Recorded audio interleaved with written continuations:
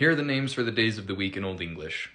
Måndag, Tiwisdag, Woensdag, Thundersdag, Frikedag, Satersdag, Sunnundag. You might have noticed those are very similar to the modern names for the days of the week. That's where we get the names for the days of the week from. So let's go over the specific meaning for each of these days. Måndag means moon day, and it's a calque of the Latin dies lunae, which also means day of the moon. And the moon was definitely a spirit in Anglo-Saxon folk belief. It was seen as a deity of some kind.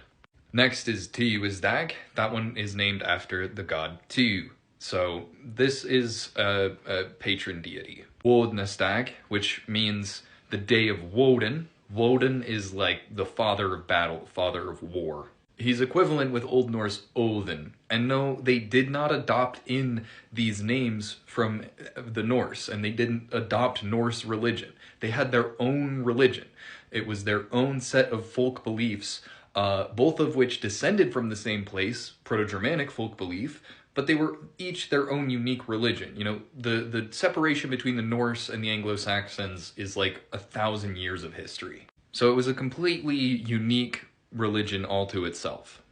Thundersdag, again, same thing. This is named after Thunor. It's not named after Thor, and they didn't import Thor from the Norse. They had their own version of Thor, Thunor, which literally means thunder. Thunder itself was the deity. Their religion was animistic.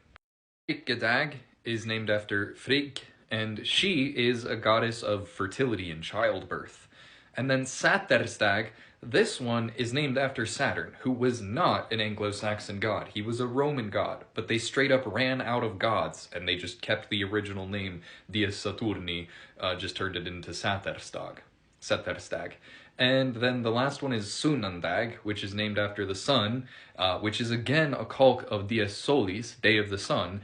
And this one, the sun was also a deity, or at least had a spirit, had an essence of some kind. So again, Anglo-Saxon folk beliefs were animistic, and these names for the days of the week were genuine Anglo-Saxon names. They didn't come from Norse. They used these names for the days of the week well before the Danelaw, like well before even the very first Viking raid in Anglo-Saxon England. And having a week and having names for the days of the week isn't something that the Anglo-Saxons adopted. It's something that their predecessors, way back in the 1st century, adopted. The Proto-Germanic speaking peoples adopted it from the Romans.